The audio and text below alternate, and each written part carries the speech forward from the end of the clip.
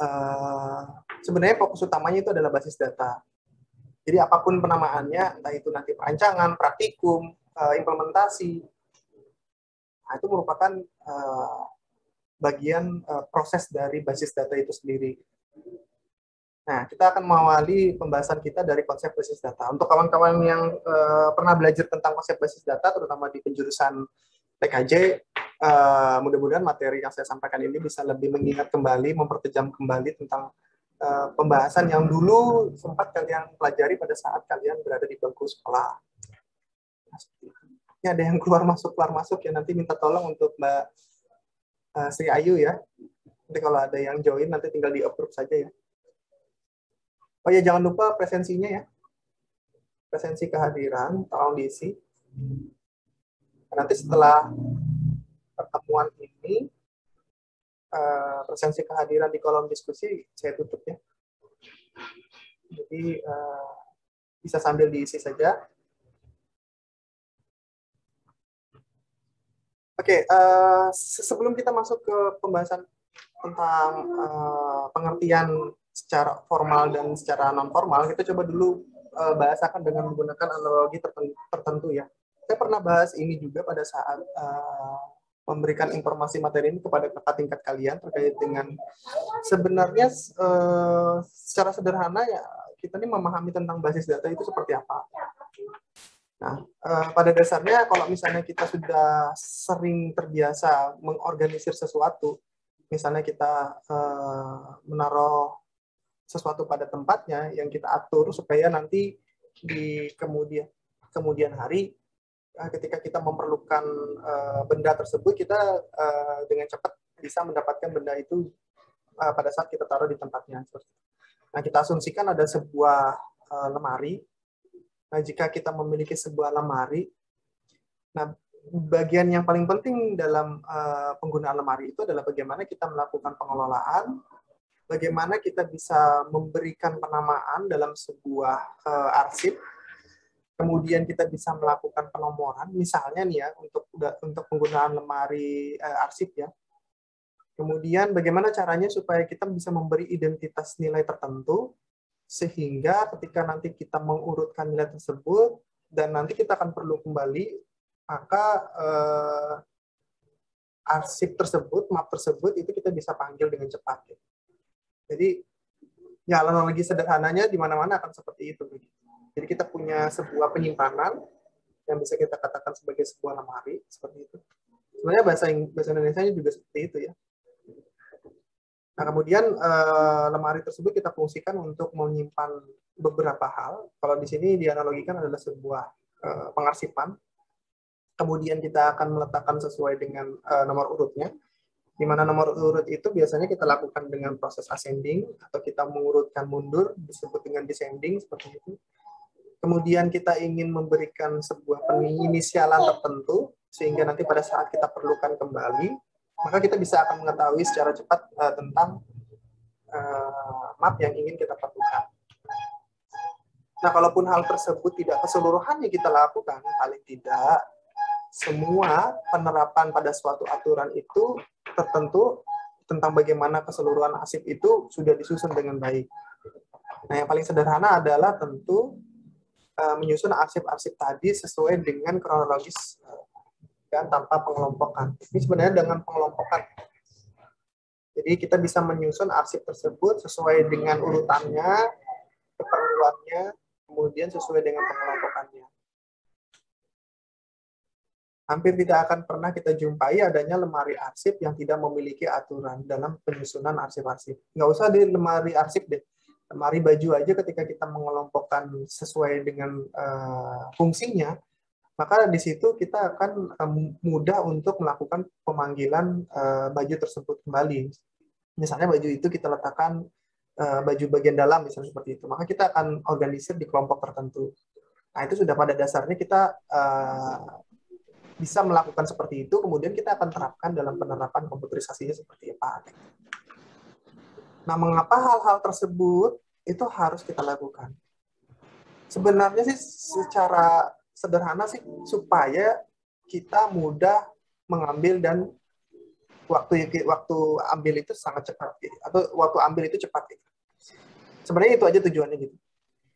Antara mudah sama cepat ini dua hal yang saling bertergantungan ya. Walaupun dia kita ambil secara tepat, tapi pada saat kita mengambilnya itu juga susah, ya sama aja gitu. Ataupun pengambilannya sebenarnya gampang, cuma di depan kita, tapi pada saat kita mengambil kita harus buka kunci, buka ini, seperti itu. Jadi sebenarnya pada dasarnya adalah didasari kepada keinginan supaya arsip yang akan kita ambil ini nantinya itu mudah kita dapatkan dan cepat untuk kita peroleh. Nah, ini bukan kata saya ya, tapi ini kata Pak Tasyah tahun 2012. Nah, penggunaan basis data, misalnya kita contohkan dalam sebuah perpustakaan, ketika kita melakukan peminjaman di perpustakaan, nah kemungkinan kita akan mengakses basis datanya. Dicontohkan lagi, misalnya ada seorang petugas. Nah, misalnya dia akan memasukkan kode buku ya sebagai sebuah inisial buku, kemudian dia akan masukkan ke dalam sebuah mesin pembaca. Nah, nanti mesin pembaca itu terhubung dengan aplikasi penyimpanan. Nah, di mana penyimpanan itu berada. Sehingga bisa kita ketahui data buku itu sebenarnya data buku apa. Misalnya, buku tersebut kita letakkan di suatu tempat yang kode pengaksesannya kita letakkan di dalam sebuah aplikasi. Sehingga kita tidak perlu repot-repot untuk mencari buku dulu di dalam pengarsaipannya, kita tinggal mencari di riwayat penyimpanan buku. Ya, seperti itu.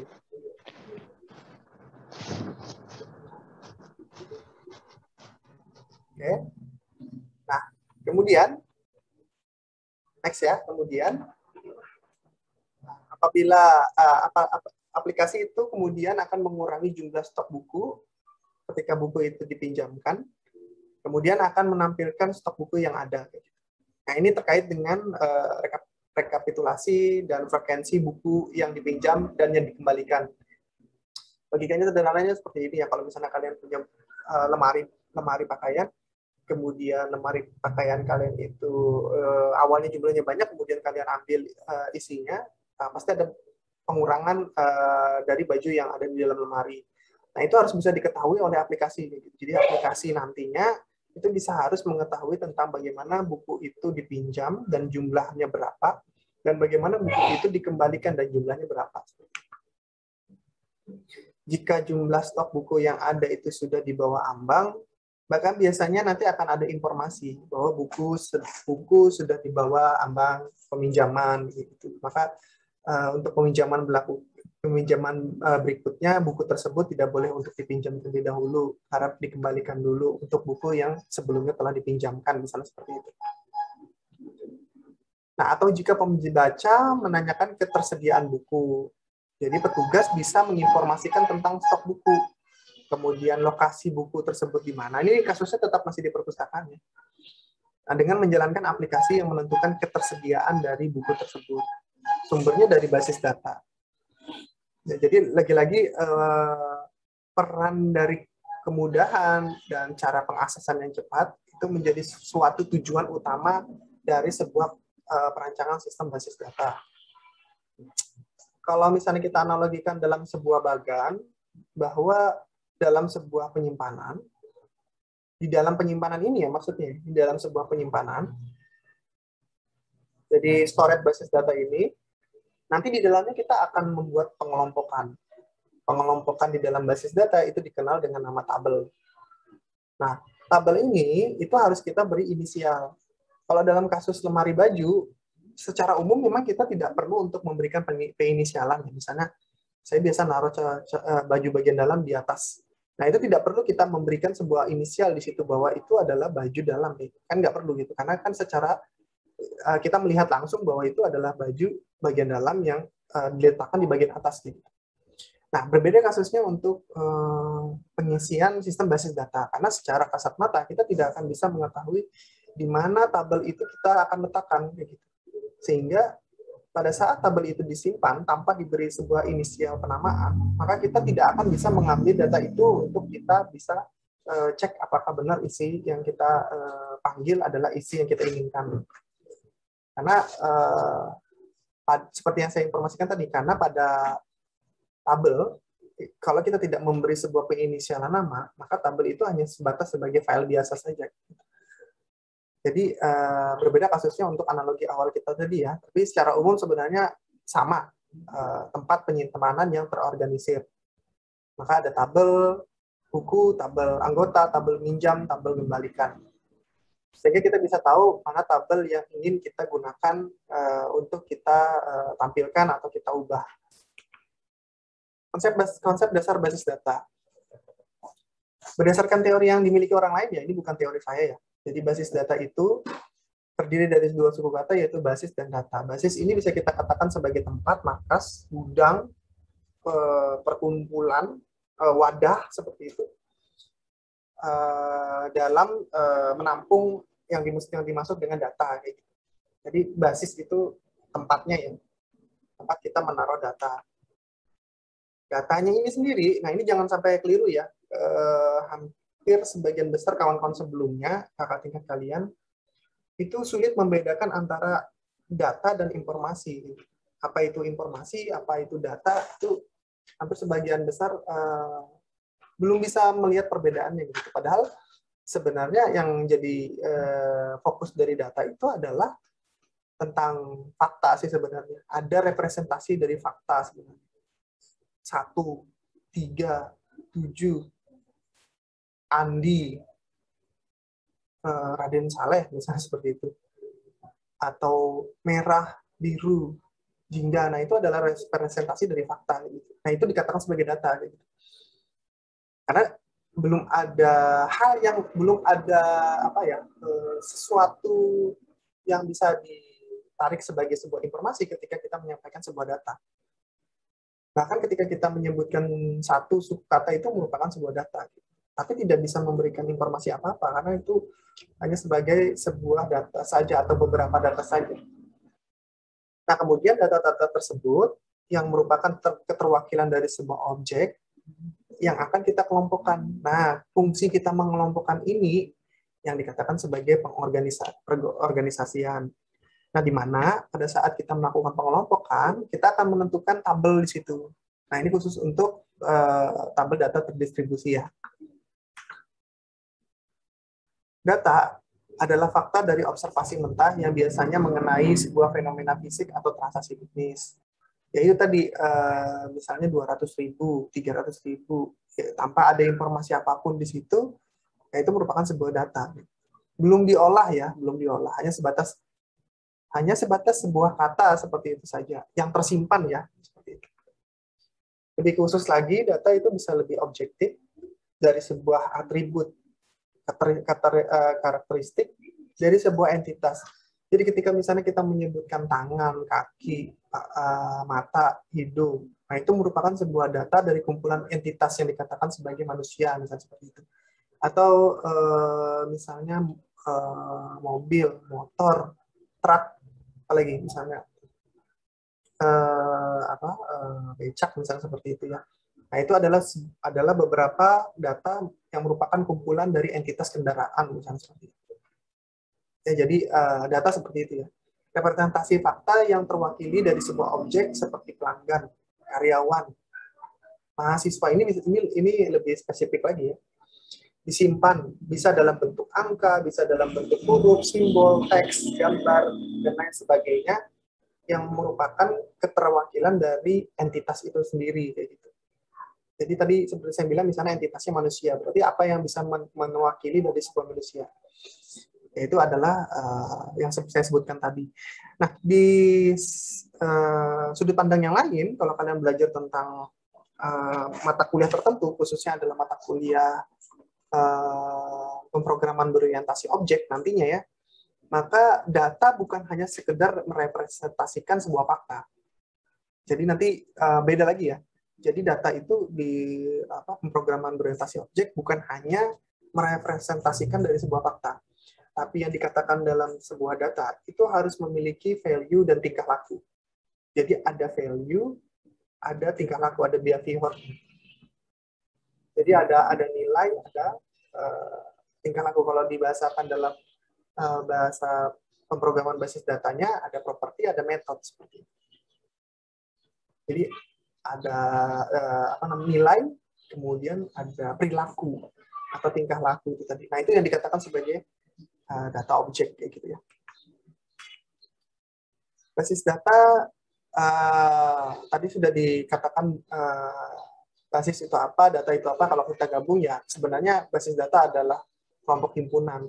Nanti di dalamnya data-data tersebut itu saling terhubung, kemudian kita organisir di dalamnya sedemikian rupa sehingga kita bisa menarik data tersebut dengan mudah dan cepat. Nah, kumpulan data yang saling berhubungan dan disimpan, nah nanti secara bersama-sama itu bisa kita ketahui di dalamnya mana yang mengalami kerangkapan data, mana yang tidak mengalami kerangkapan data. Sehingga pada saat itu kita bisa melakukan normalisasi di dalamnya. Nah, normalisasi itu apa? Nanti ada di materi berikutnya ya. Nah, normalisasi ini punya tujuan untuk membuat supaya datanya tidak mengalami redundansi atau perulangan. Nah, kumpulan file, tabel, arsip yang saling berhubungan yang disimpan dalam media penyimpanan elektronik. Nah, bagaimana proses penyimpanan di dalam elektronik? Ini lain lagi nih kawasannya ya, lain lagi kawasannya gitu. Jadi pembahasan ini bukan merupakan pembahasan dari pembahasan sistem basis data. Nah, ini kembali lagi ya, bukan kata saya ya, tapi kata Pak Tasya tahun 2012. Nah, kemudian bagaimana prinsip utama dari pengaturan sebuah arsip? Bagaimana prinsip utama dari sebuah pengaturan data arsip? Tujuan utamanya adalah untuk melakukan kemudahan dan kecepatan. Ini tadi kita di awal sudah bahas ini ya, dengan pengambilan kembali data. Kemudian bedanya dari prinsip dari pengaturan data tersebut, bedanya itu terletak pada media yang kita gunakan. Jadi sebenarnya tujuan utamanya sama. Bagaimana caranya kita mengambil data sehingga bisa dengan cepat kita dapatkan kembali. Nah, yang jadi beda itu adalah dalam proses pengaturan, itu adalah media yang kita pakai. Nah, media yang kita pakai ini maksudnya seperti apa? Nah, yang sangat ditonjolkan dalam sebuah basis data itu adalah pengaturan, pemilahan, pengelompokan, perorganisasian, dan disimpan sesuai dengan fungsi dan jenisnya. Nah, ini sebuah prinsip yang harus kita ketahui bersama dalam proses pengaturan data. Pemilahan, pengelompokan, pengorganisasian ini itu bisa kita bentuk dalam sebuah tabel atau beberapa tabel terpisah, kemudian kita akan definisikan di dalamnya kolom-kolom atau yang dikatakan sebagai field ya, dalam sebuah tabel. Jadi pada saat nanti kalian akan membuat tabel di dalam sebuah penyimpanan, maka tabel itu harus kita inisialkan dalam sebuah penamaan yang disebut dengan field. Karena field itu merepresentasikan sebuah kolom-kolom. Ya, jadi secara prinsip sebenarnya tujuan kita untuk membuat seperti itu adalah untuk memudahkan kita mendapatkan data dengan cepat. Secara prinsip seperti itu. Tapi apakah nanti berpengaruh kepada proses yang dilakukan? Apakah nanti lebih cepat kah atau malah lebih lambat? Nah, itu tergantung dari bagaimana kita melakukan pengaturannya dan bagaimana kita meletakkannya dalam sebuah media. Nah, media penyimpanannya ini nanti yang akan kita bahas di slide selanjutnya ya. Oke, operasi dasar basis data. Nah, operasi dasar basis data, kembali lagi menurut Pak Tasya tahun 2012. Jadi pembuatan basis data itu dikatakan sebagai create database ya. Jadi operasi basis data yang pertama adalah pembuatan basis data. Nah, pembuatan basis data itu secara umum di semua konfigurasi itu dikatakan sebagai create database. Ya, jadi penulisannya menggunakan create database, bukan buat basis data gitu ya, bukan pakai bahasa Indonesia biasanya. Karena kita menggunakan bahasa global, yaitu bahasa Inggris, jadi penggunaan kalimatnya adalah create database.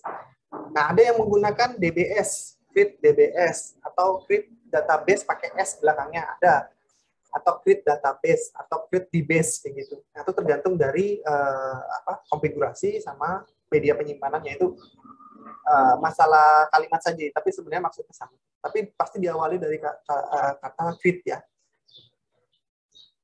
Jadi kita akan membuat database. Kalau dianalogikan ya kita buat lemari baru. Jadi ada lemari yang mau kita buat. Nah, ini adalah database-nya. Nah, ini akan menjadi sebuah fondasi awal di mana kita akan menyimpan semua informasi, semua data di dalam lemari tersebut. Nah, ada yang dimaksud dengan drop database atau hapus database. Drop database, hapus basis data, drop database. Nah, ini identik dengan apa yang sudah kita buat, kemudian kita hancurkan atau kita rusak. Kenapa hal ini mungkin bisa terjadi? Kenapa? Karena bisa jadi pada saat kita mau membuat sebuah pengaturan skema, ternyata database tersebut di suatu kondisi itu tidak kita perlukan. Jadi bisa jadi karena kita membuat tabel tersebut, membuat database tersebut dikondisikan karena misalnya kita salah untuk membuat pengaturan beberapa tabel misalnya di dalamnya, maka kita perlu untuk mengiris semuanya, atau karena mungkin kita sudah terlalu dalam mengatur hubungan antara tabel satu dengan tabel yang lainnya sehingga menjadi crash misalnya. Nah, itu juga bisa kita hapus, atau kita belum melakukan normalisasi nih dalam sebuah database nih, maka itu perlu untuk kita hapus database-nya.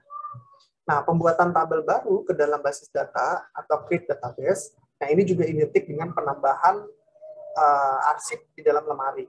Jadi setelah kita membuat database, kemudian di dalamnya itu akan kita buat tabelnya gitu. Jadi create tabel ya. Nah, itu create tabel sepanjang yang saya ketahui tidak terbatas. Walaupun terbatas itu sesuai dengan storage-nya. Paling banyak yang pernah saya ketahui 1000 sih, 1000 tabel. Apakah mungkin kan bisa lebih dari itu? Ya kembali lagi ke awal tadi, ke slide sebelumnya, bahwa ini tergantung dari bagaimana pengaturannya plus dengan media penyimpanannya. Nah, itu sangat berpengaruh terhadap penggunaan operasi basis data pada penyimpanan tabel. Tapi 1000 itu udah bisa kondisional. Kalau memang ternyata tidak bisa mencukupi, maka kita perlukan untuk membuat lemari baru atau create database baru.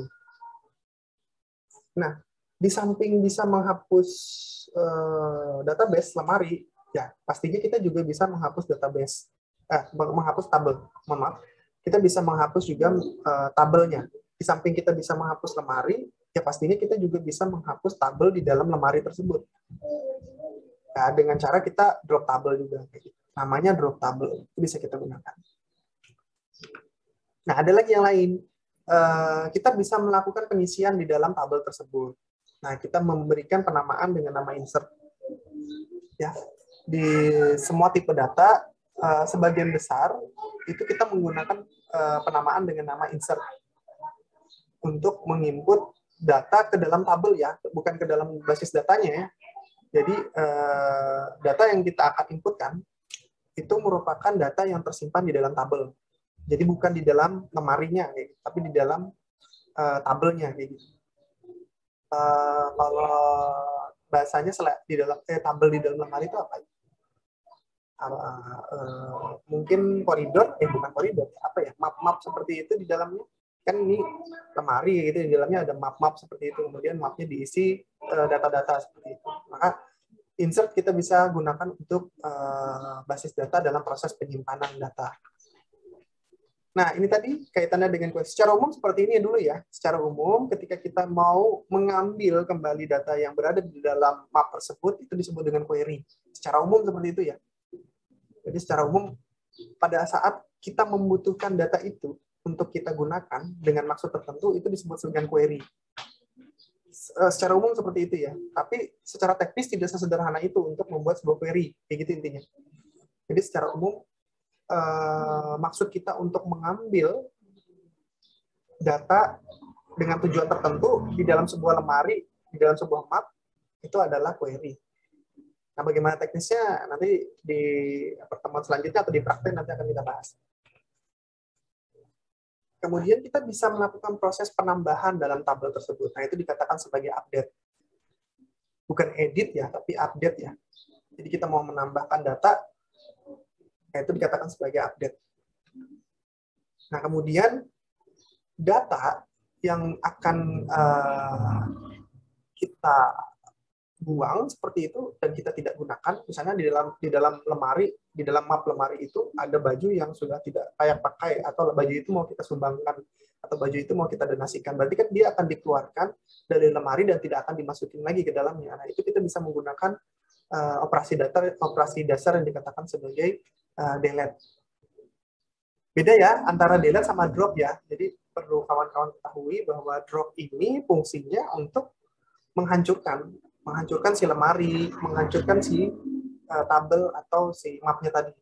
Nah, kalau delete itu lebih spesifik ke datanya kayak gitu. Jadi yang dihapus itu adalah datanya. Walaupun secara teknis sebenarnya sama-sama menghilangkan ya, menghapus.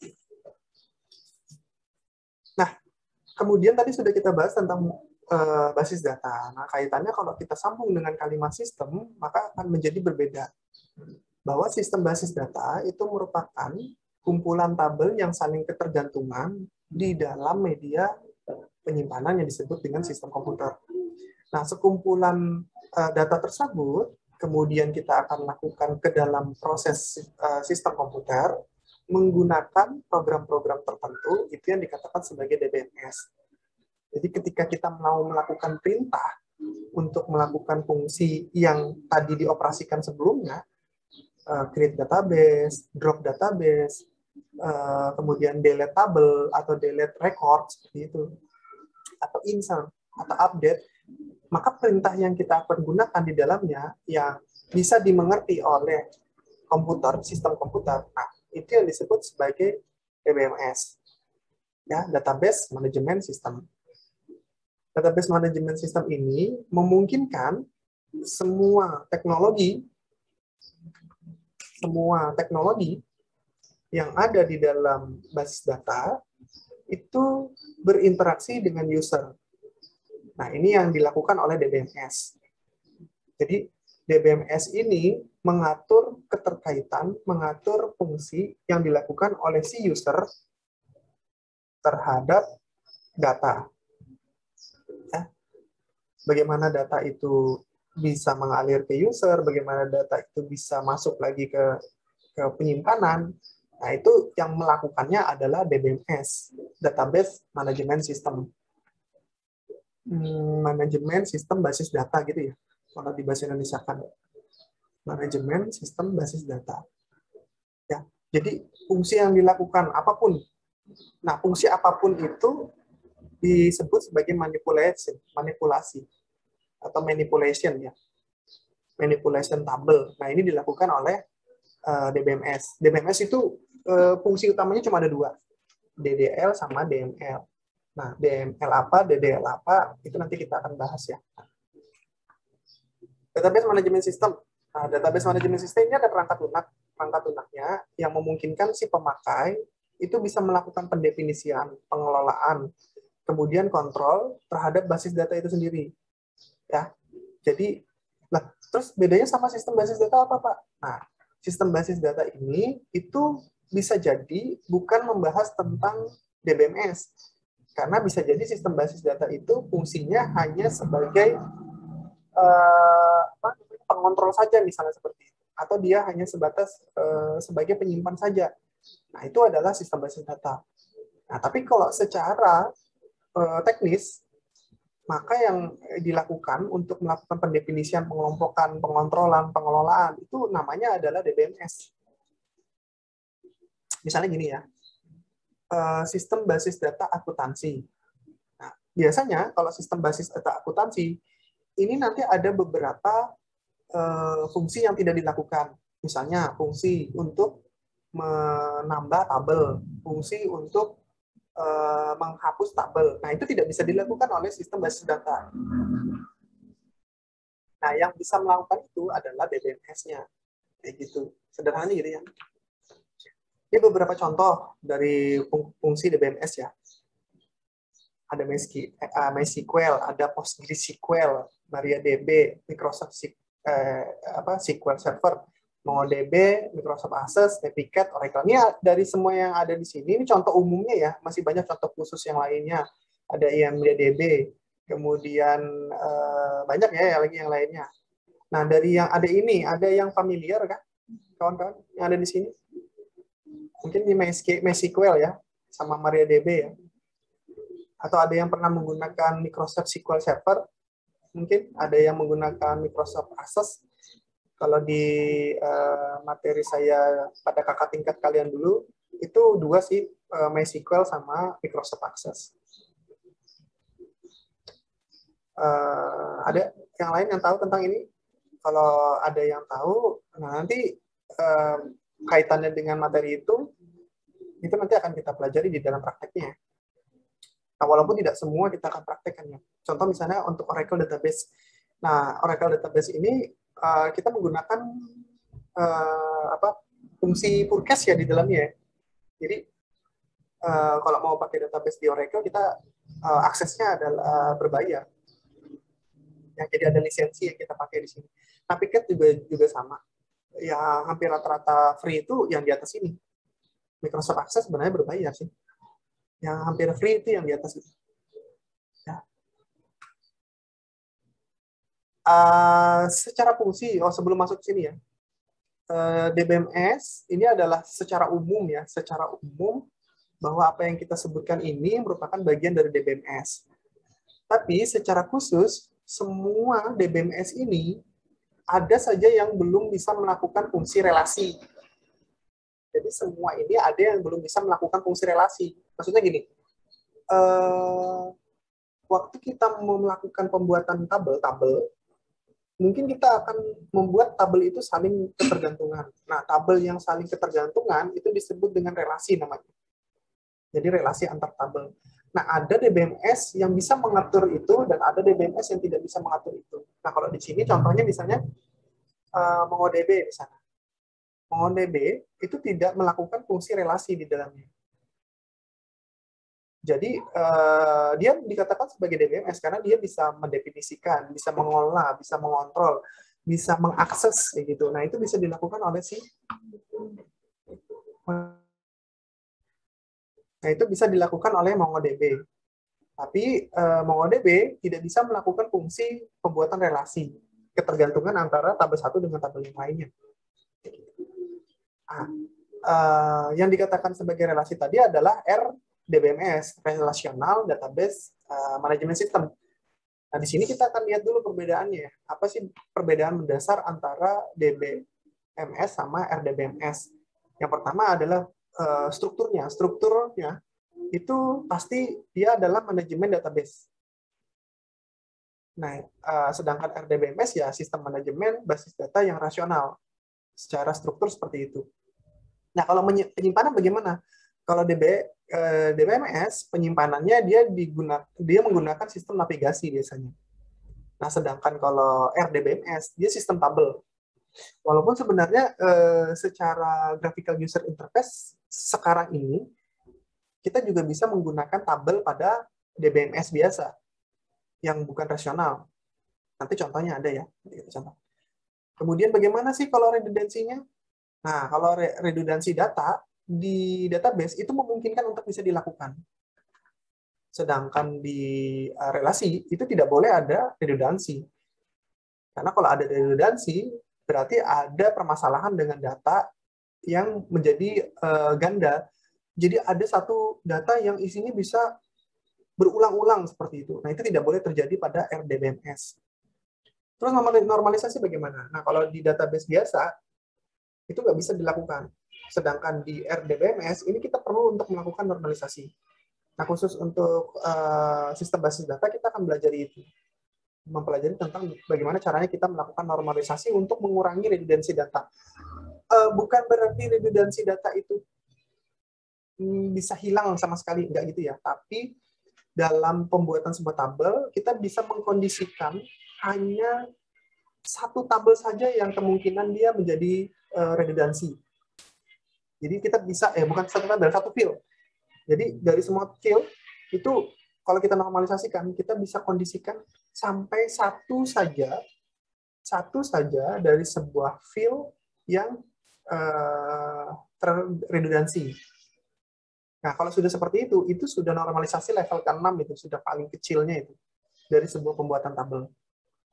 Terus modifikasi. Nah, kalau di RDBMS, keuntungannya adalah kita bisa lebih gampang dalam melakukan modifikasi. Sedangkan kalau di DBMS biasa, di MongoDB, ini cenderung lebih susah.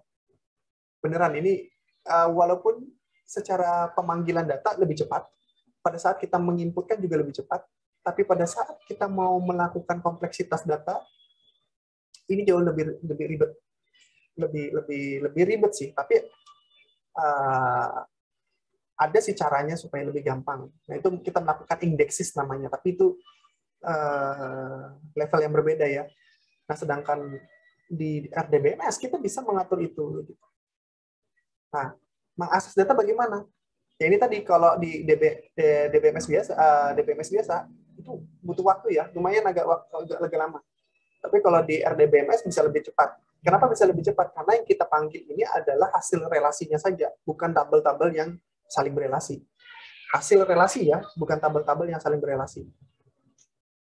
Bagaimana kendala dari segi pembuatan skema dan dependensi data? Kalau di DBMS biasa, kita nggak perlu membuat skema, kita tidak perlu membuat dependensi data. Tapi kalau di RDBMS, harus wajib membuat skema dan harus ada dependensi data. Nah, terus kunci gimana? Kalau di DBMS, sebenarnya perlu kunci, tapi kita tidak wajib untuk mengisi kunci. Tapi kuncinya harus tetap ada. Maksudnya gini, waktu kita mengisi data, lupa nih kita mengisi kunci nih. Maksudnya kunci itu field inisial ya, bahwa data ini harus punya inisial supaya data yang lain tidak punya kemiripan data dengan data yang kita inputkan. Maka waktu kita menginput data DBMS biasa, dia akan terinput seperti itu aja. Nanti otomatis sistem akan membuat kuncinya. Tapi kalau di RDBMS, kita wajib untuk mendefinisikan kunci itu. Jadi kita wajib untuk membuat skema dari kunci itu. Nah, di DBMS, kita tidak didukung dengan proses pembuatan data terdistribusi. Sedangkan di RDBMS, kita harus membuat database itu sehingga terdistribusi. Contohnya apa? Nah, ini contoh untuk DBMS biasa. DBMS, Microsoft Access, kalau di Excel bisa ya, tapi di Excel di sini ya. Excel bisa kita buat RDBMS. Ada lagi satu di sini MariaDB ya, ini belum saya masukkan, ini harusnya ada MariaDB. Nah, sedangkan di RDBMS, nah itu kita pakai SQL, pakai Oracle, MySQL, MariaDB, dan SQLite. Seperti itu contohnya. Terus komponen basis data. Jadi basis data itu harus memiliki komponen. Kalau salah satu komponen tidak ada, maka ini tidak bisa menjadi sebuah sistem basis data. Ya. Jadi sistem basis data itu harus ada komponen perangkat keras, harus ada sistem operasi, harus ada si basis data itu sendiri, harus ada pengelola dari sistem basis data itu sendiri. Basis data ini terwakili dari sebuah ekstensi ya, ekstensi tertentu. Nah, ini adalah pengelola ekstensinya. Terus ada user. Nah, ini harus ada. Kalau satu nggak ada, ini tidak boleh terjadi. Tidak akan bisa terjadi sistem basis data. Tapi Pak, kalau usernya nggak ada, kan bisa aja Pak ini berjalan otomatis. Nggak juga. Tetap aja harus ada si user. Lah, bagaimana basis data ini bisa kebentuk kalau nggak ada yang create? Kayak gitu. Nah, yang kita harus ketahui dari sebuah pengguna dari basis data, ini penggunanya ya. Jadi, ini kan ada si user ya. Jadi, yang kita harus ketahui dari si user ini adalah, yang pertama, ada yang dikatakan sebagai data administrator. Ini kalau kawan-kawan yang tadi sebelumnya punya cita-cita mau menjadi seorang web develop, bisa untuk punya rekan kerja, di mana rekan kerja ini nanti mungkin khusus untuk pembuat database kayak gitu kan. Nah, tidak bisa kita generalkan dia hanya membuat database toh. Ada membuat database aja kayak gitu, tapi kita bisa mengkategorikan kawan kita ini atau rekan kita ini sebagai sebuah pengguna apa di dalam database. Nah, contohnya ini. Data administrator. Data administrator ini, dia adalah seorang perancang, dia adalah seorang pemelihara, dia adalah pembuat standar, dia adalah penentu dari kebijakan yang ada di basis data. Nah, ini data administrator. Namanya DA ya. Pokoknya tugas dia ini adalah membuat kamus data, membuat model data, membuat bagaimana operasi dan maintenance data. Nah, mengatur kebijakannya. Ini tugas kawan kita yang ada di data administrator. Ya. Bagaimana Pak peluang kerjanya Pak? Banyak ini peluang kerja data administrator. Kalau kalian cek di lowongan kerja CPNS itu ada data administrator. Data administrator bisa berkonsultasi dengan manajer senior. Nah, untuk meyakinkan bahwa alur pengembang basis data ini sangat didukung sesuai dengan target si perusahaan. Nanti kalau kalian bikin CP ya, di sana kalian, oh ternyata saya ini lebih cenderungnya di sini. Nanti kalian bisa kasih informasi di situ. Saya adalah seorang data administrator, Pak. Nah, nanti tugas saya adalah untuk mengembangkan basis data Bapak. Nah, nanti tugas saya adalah untuk berkonsultasi dengan manajer senior. Kira-kira nanti manajer senior ini mau perancangan basis datanya dibuat seperti apa. Nah, target perusahaan harus disesuaikan dengan visi dan misi perusahaan ya. Terus ada database administrator. Administrator ya ini ya, database administrator. Tadi data administrator, ini database administrator. Nah, terus bedanya apa tadi dengan database? Nah, ini tanggung jawabnya itu lebih ke informasi sih yang ada di dalam basis datanya. Jadi tadi tugasnya bikin kerangka rumahnya, yang ini tugasnya adalah untuk mengolah informasi yang ada di dalam basis data.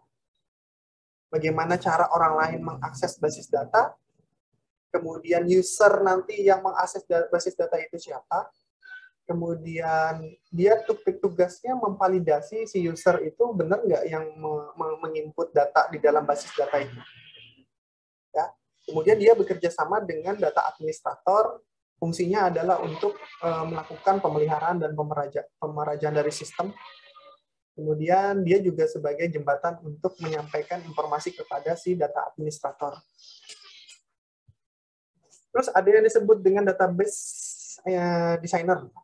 Namanya aja juga desainer ya. Nanti dia akan membuat model secara logika ya.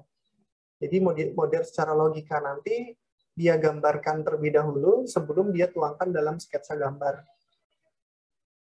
Nah, logika database ini sebenarnya adalah pemahaman terhadap ruang lingkup dari organisasi. Misalnya nih, yang dibutuhkan di data itu apa sih sesuai dengan entitas. Entitas itu keterwakilan dari orang-orang yang menggunakan database ya. Oh, ternyata orang-orang yang menggunakan database ini cuma ada 3 orang. Nah, maka dia akan membuat sebuah bagan, sebuah desain gambar, yang dimana gambar tersebut mewakili dari bagaimana arus data dan arus keluar dari tabel tersebut. Nah, itu tugasnya kawan yang ada di database designer sih. Kemudian kawannya dari database designer ini adalah yang dari sisi fisiknya ya. Nah, ini nanti kaitannya dengan implementasi CTO-nya ya. CTO itu Chief Technology Office. Jadi kaitannya dengan infrastruktur yang ada di dalam penyimpanan. Nah, itu tugas kawan kita yang ada di perancangan physical database ini, yang menentukan apa tempatnya, misalnya dia mau di server lokal kah atau di hosting kah. Nah, itu tugasnya kawan kita yang ada di sini. Nanti dia akan membuat mapping yang menghubungkan antara model yang dibikin oleh desain tadi, kawan kita yang didesain, sama yang ada di database administrator tadi. Nanti dia yang menghubungkan antara itu, kemudian dia akan membuat itu terintegrasi dalam sebuah hardware, misalnya kayak gitu. Kalau di hardware ya, kalau di hosting kayak gitu. Terus dia akan melakukan pemilihan mana yang cocok untuk disimpan di media penyimpanan. Nah, itu kawan kita di physical database designer, tugasnya mengatur itu. Terus mengatur standar keamanan, pengaksesan. Terus ada lagi yang di depan layarnya ini sebagai administrator ya, atau operator. Kawan kita yang ada di operator ini yang nanti bertugas untuk menginputkan data. Ini adalah end user-nya kayak gitu ya. Apa sih keuntungan dari kita menggunakan DBMS tadi ya? Mau nggak mau kita harus menggunakan DBMS. Karena bagaimanapun data yang kita olah itu tidak bisa kita langsung masukkan ke dalam penyimpanan dengan menggunakan command line biasa. Nah, command line pun itu adalah sebuah kontrol dari DBMS juga. Jadi kalau kita menggunakan DBMS, nanti kita bisa mengontrol mana yang rangkap datanya. Nanti data yang kita inputkan itu bisa lebih konsisten. Terus nanti informasi yang kita dapat nanti bisa lebih sama, lebih sesuai lah, seperti itu. Terus memungkinkan kita untuk melakukan sharing data kalau yang sifatnya adalah jaringan. Terus data yang kita miliki itu bisa lebih terpusat dan bisa lebih akurat lagi datanya. Terus pasti kita DBMS nanti diatur dengan pengaturan tingkat keamanan. Kemudian kita juga bisa meningkatkan pelayanan. itu pastinya. Kalau kita menggunakan ini pasti kita tujuan utamanya adalah bisnis kan, berarti ada pelayanan, peningkatan pelayanan di situ. Terus kekurangan dari DBMS. Kalau DBMS ini kompleksitas, bisa dikatakan sebagai sebuah kekurangan kalau kita tidak mengetahui tentang bagaimana cara mengatasinya. Terus ukuran sebuah penyimpanan, kalau kita cuma nyimpan 10 atau 15 rekod sih nggak ada ngaruhnya ya. Tapi kalau kita sudah punya jutaan data seperti Tokopedia, Shopee, seperti itu, nah itu sudah pasti akan terhambat dari segi ukuran. Biaya, nggak kecil loh biayanya untuk bisa membuat penyimpanan di DBMS ini.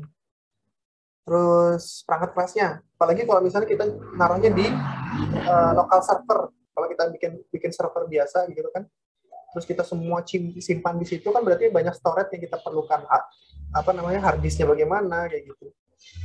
Terus biaya konversi tinggi, ya ini pasti karena pada saat kita membuat server itu nanti sesuai dengan harga pada saat itu ya. Sekarang aja udah berapa harga server? Ada yang tahu nggak harga server berapa? Server itu kurang lebih sekitar 100 juta ya untuk satu unitnya saja. Terus terkait dengan masalah performa, bandwidth-nya bagaimana, koneksinya bagaimana, seperti itu juga mempengaruhi. Terus kalau ini nggak sukses untuk dilakukan, bisa jadi kita gagal total. Kalau ini nggak berhasil, DBMS. Kalau kayak kita belajar tentang DBMS sih mungkin nggak terlalu berpengaruh ya, tapi kalau DBMS-nya itu diajari oleh itu sudah terkait dengan data kompleksitas yang besar, dependensinya udah besar, nah itu pasti ada hambatan-hambatan yang kaitannya dengan 1 sampai 6 itu tadi. Kalau itu menjadi apa namanya, masalah besar, maka pasti dampaknya akan gagal kayak gitu. Nah, untuk itu saat ini sebenarnya DBMS ini tidak menjadi bermasalah lagi sih, tidak menjadi sesuatu yang hambatan ya, karena sekarang itu teknologi udah semakin canggih ya, maksudnya kita sudah tidak perlu pusing-pusing lagi memikirkan apa ya, restore yang ada di sini ya, nih yang ada di physical database ini ya. Jadi bagi pengguna basis data untuk physical database designer ini saat ini udah nggak perlu repot-repot mikir lagi ya terkait dengan teknologi yang ada di sini. Udah nggak mikir lagi, karena sekarang ini udah banyak sekali teknologi yang bagus, yang canggih, tapi harga sudah mulai minim kayak gitu. Nah, salah satu contohnya adalah komputasi awan atau cloud computing. Nah, ini merupakan gabungan dari teknologi komputer dengan internet. Sebenarnya itu aja sih. Jadi, ini ada infrastruktur dari sebuah teknologi arsitektur komputer ya, tapi semua itu dibuat berkomputasi awan atau dibuat secara internet kayak gitu. Jadi semua itu sudah nirkabel kayak gitu. Cuma secara infrastruktur itu merupakan pemanfaatan dari teknologi komputer. Nah, itu yang dikatakan sebagai komputasi awan. Nah, awan ini sebenarnya sebuah analogi ya, sebuah metaforma analogi dari internet, karena merupakan gambaran jaringan nirkabel di awan lah, bukan di awan ya. Jadi nirkabel ini kan sesuatu yang tidak terlihat ya sebenarnya. Jadi kita bisa mengirim sesuatu data ke tempat orang lain dengan menggunakan jaringan nirkabel. Nah, itu yang dibahasakan sebagai bahasa awan, karena kita nggak mungkin menggunakan bahasa air ya, atau air computing misalnya. Air ini udara ya, air computing kurang menarik gitu. Maka digunakan dengan menggunakan komputasi awan namanya, cloud computing. Sebagaimana paradigma awan tadi, maka ini merupakan sebuah abstraksi dari infrastruktur yang tersembunyi. Jadi ini infrastruktur di awan ini tidak bisa terlihat ya, jadi tidak bisa diketahui secara fisik. Jadi semua jaringan hub, semua jaringan switch, semua jaringan router itu terhubung secara proxy menggunakan teknologi nirkabel. Nah, itu yang saling terhubung di awan kayak gitu. Nah, itu udah kesana kemari lah seperti itu. Masalah tersebut memang bukan merupakan masalah lagi. Nah, kalau secara pengertian khususnya, suatu konsep di mana teknologi dari komputasi awan itu terwakili dari yang disebut dengan SAS, PaaS, IaaS, dan web, dan juga teknologi terbarukan yang dikenal lebih luas dengan tema umum berupa ketergantungan terhadap internet. Jadi fokus utamanya tergantung dengan internet. Ya, SaaS ini adalah software as a service. Terus ini PaaS ini platform as a service. Ini internet as a service. Terus web, teknologi web. Dengan teknologi baru yang semua tergantung dengan internet, ya, sesuai dengan kebutuhan pengguna. Contoh yang saat ini lagi ramai banget kayak gitu, itu adalah AWS, Alibaba, Azure, Cloud. Cloud ini Google Cloud itu workspace ya. Terus IBM, Bluemix namanya Heroku ini bisa kalian cek ya. Terus ada OCI, Oracle Cloud Infrastruktur. Yang lagi ramai sekarang itu ada 2 ya. 3 nih yang lagi ramai sekarang. Ada Azure, Microsoft Azure. Ini ada ininya pelatihannya, terus ada Google Cloud. Ini juga ada pelatihannya, terus AWS ya. AWS ini yang lagi ramai ya. Kalau kalian ikut di di coding atau di coding.com ya, atau kalian ikut di Digitalent Kominfo, itu juga ada kerjasama dengan Amazon ya. Ini Amazon Web Service ya. Lulusan ini nanti pasti kepake kok. Nanti kalian lulusan ini sertifikatnya bisa kalian gunakan untuk menerima pekerjaan ya. Lumayan kok, bukan lumayan sih. Banyak kawan kita yang juga ikut di sini ya.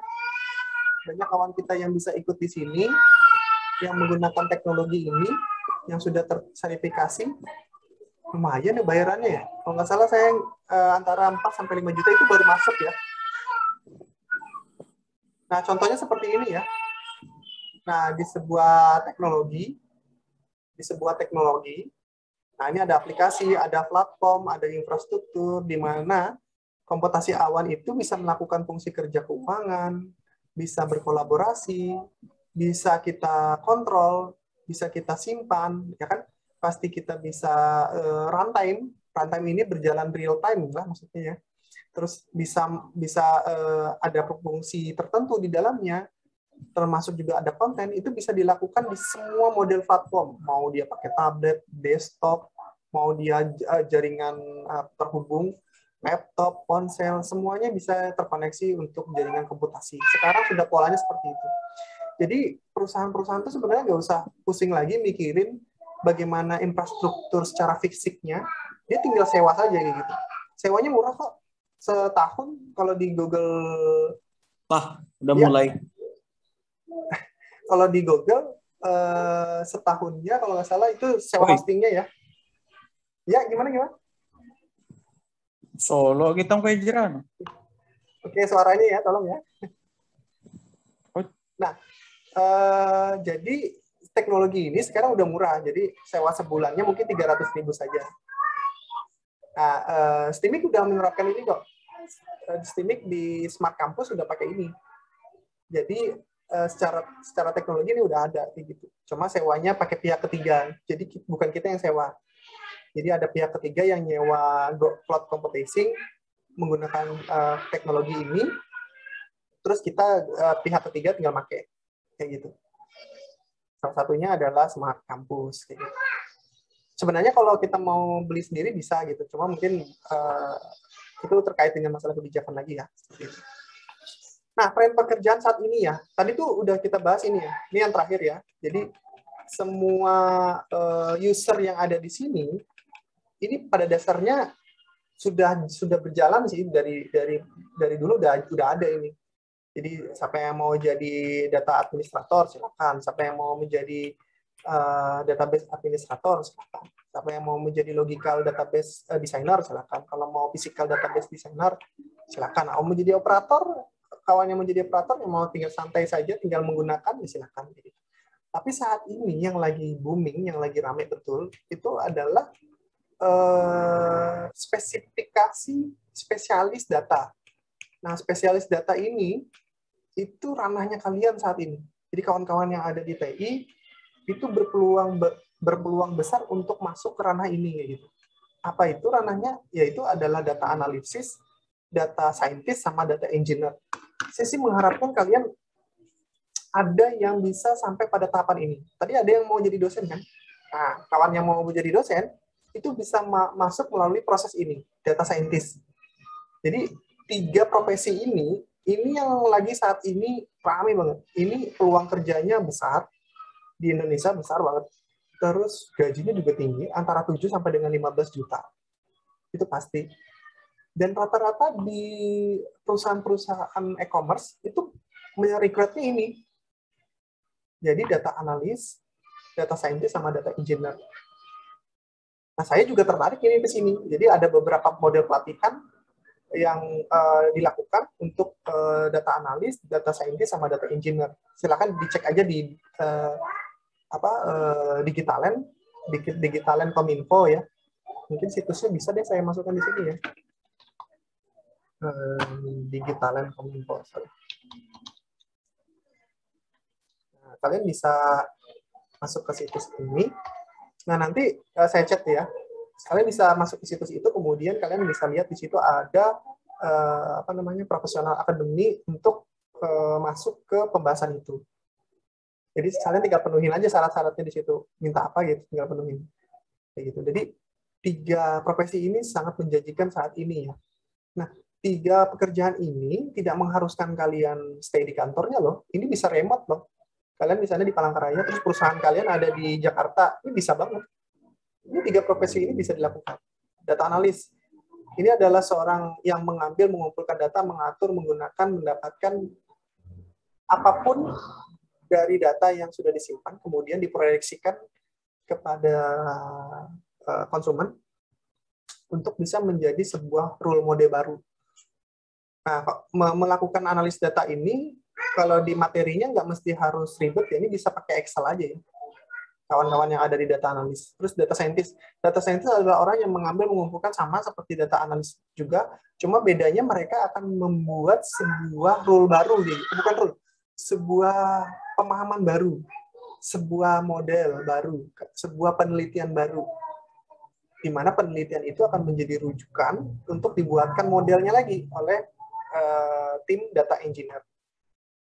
Jadi data engineer adalah seorang data yang dia fokusnya untuk merancang arsitektur dari penyimpanan. Tadi kan sudah dikatakan arsitektur penyimpanan sekarang ini kan menggunakan cloud computing ya. Jadi kan tinggal kita sewa aja AWS, kita tinggal sewa aja Google Cloud.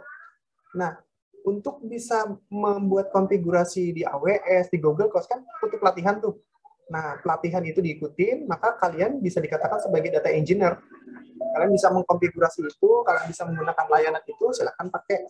Nah, terus keahlian kalian di bidang itu, ya itu dikatakan sebagai data engineer. Nah, sekarang kan teknologinya banyak. Kalau kalian mau menggunakan VPN sebagai sebuah konfigurasi, kemudian kalian nanti menggunakan pemanfaatan Docker misalnya di situ sebagai sebuah aplikasi. Nah, itu juga bisa kalian pakai di dalam data engineer. Ini secara sederhana bagaimana ya? Ini kalau secara sederhana, data scientist, data analis ini adalah orang yang memilih kain. Kalau kita analogikan bikin baju ya, ini adalah orang yang milihin kainnya. Kainnya ini yang bagus, model kain, kainnya itu yang bagus adalah kain, apa ya kainnya? Saya nggak terlalu tahu tentang kainnya. Pokoknya jenis-jenis kain lah. Pokoknya dia akan mencari jenis-jenis kain yang berkualitas. Nah, data scientist ini akan membuat model bajunya kayak gitu. Dia fokus untuk kayaknya tren baju saat ini modelnya gini deh kayak gitu. Kayaknya baju silang-silang deh kayaknya kayak gitu. Nah, setelah kita dapat role modelnya, kemudian kita dapat bahannya, kemudian yang membuat membeli mesin jahitnya, membeli benangnya, membeli kainnya itu kawan-kawan yang ada di data engineer. Nah, jadi 3 peluang ini sangat besar. Kok kelihatannya kayak di SI ya, padahal ini juga bisa dikerjakan di ranah TI. Kenapa saya bilang ini bisa dikerjakan di ranah TI? Karena secara spesifik, mata kuliahnya lebih banyak mata kuliah di TI. Kalau kalian perhatikan mata kuliah di sini ya, matematika, statistik, service, terus teknik, ilmu komputer, mesin learning, big data, ilmu komputasi, face recognition, pattern recognition, deep learning. Ini kan pembelajaran kawan-kawan yang di TI. Bukan berarti dia sih nggak boleh ya, tapi boleh lah gitu. Cuma pemahaman di TI kan lebih banyak proses hitung-hitungannya. Yang pasti matematik sih. Kalau kawan-kawan ada yang mau jadi data analis, ini keperluannya. Jadi pengetahuan tentang matematik, statistik harus ada, pengetahuan tentang SQL harus ada, pengetahuan tentang bagaimana data SQL, data Excel itu bisa divisualisasikan dalam bentuk grafik, dalam bentuk koordinat, dalam bentuk 3 dimensi, misalnya seperti itu. Nah, itu harus dikuasai oleh kawan-kawan di data analis. Di data scientist juga sama, tapi ada pemrogramannya. Bisa pakai Python, bisa R, bisa Pig, bisa Scala, kayak gitu. Ini bisa jadi penelitian tugas akhir ya. Jadi kalau kalian mau tugas akhir nanti semester 8, semester 7, semester 8, kalau ada yang tertarik masuk ke machine learning, deep learning, AI, kalau ada yang tertarik di situ, kalau ada yang mau tertarik di IoT misalnya seperti itu, nah itu bisa mengawali untuk mempelajari tentang bidang keilmuan ini ya. Pokoknya mau nggak mau kalau data scientist harus tertarik dengan matematik, ya gitulah, statistik, ilmu umum tentang komputer ya, terus berkaitan dengan data dan sebagainya. Nah, ini nanti ada beberapa part nanti saya singgung sedikit di praktikum basis data ya ke depannya ya. Terus data engineer juga harus bisa menguasai tentang bahasa program. Tapi tidak terlalu banyak ya, maksudnya tidak sebanyak data scientist. Makanya profesi data scientist ini adalah merupakan profesi yang menjanjikan saat ini ya, banget menjanjikan. Bayangkan saja kalian punya perusahaan di Jakarta, terus kalian bisa bisa remote dari sini, kemudian kalian bisa kontrol dari sini, nggak perlu kesana, nggak perlu susah payah kayak gitu kan, tinggal duduk belajar sambil kalian menganalisis data, ya udah kalian tinggal ekspor aja datanya kayak gitu sesuai dengan infrastruktur yang ada kayak gitu. Nah ini terus beberapa kawan-kawan dosen juga mulai masuk ke ranah ini. Beberapa kawan-kawan dosen di SI, di TI udah mulai masuk ke sini ya, ranah ini ya. Jadi nanti kalau ada kawan-kawan dosen yang mengajak kalian buat penelitian di arah ini, ya ikut aja kayak gitu, biar rame kayak gitu. Nah ini secara umum ya, tren pekerjaan secara umum di data analis, data scientist, sama data engineer. Ini nanti materinya saya akan post